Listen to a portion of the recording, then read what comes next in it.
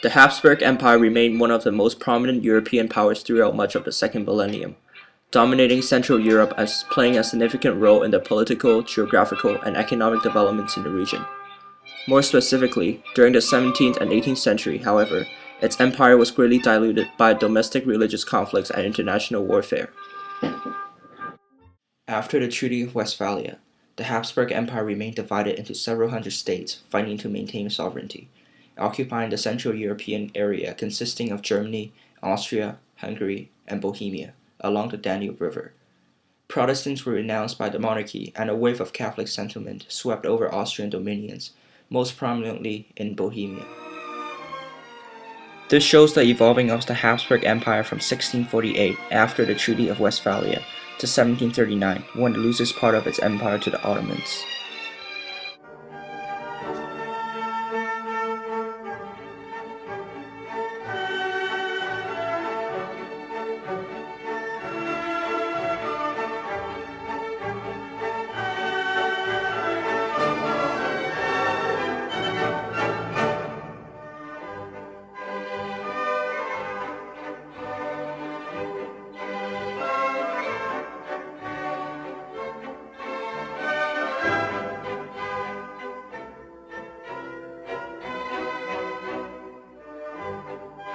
Matters were complicated by constant warfare with the Ottomans, a Turkish reign that thrived after the fall of the Byzantine Empire in Constantinople, modern-day Istanbul.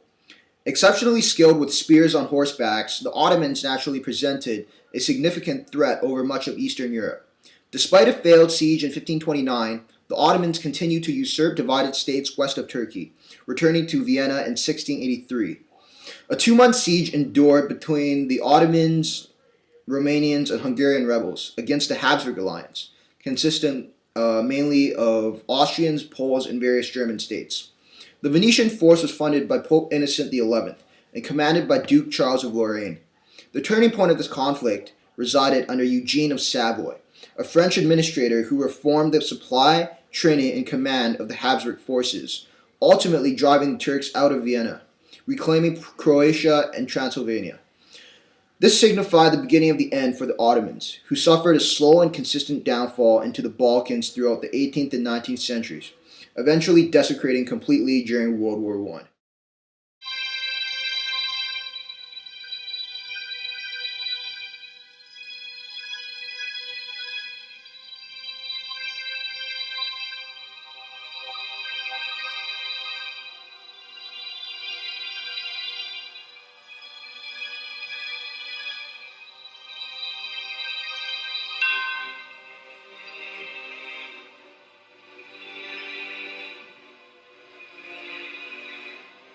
The divided states felt no sense of unity towards the central monarchy.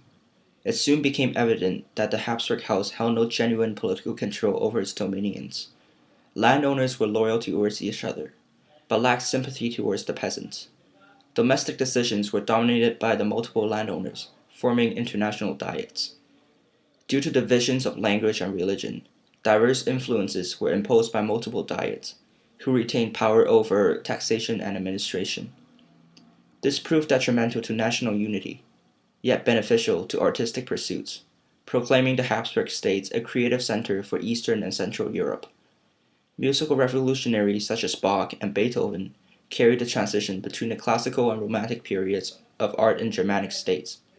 Furthermore, Croatians, Serbs, Czechs, Poles, Italians, and Hungarians also romanticized the Central Habsburg house with the merit of holding many discordant states together.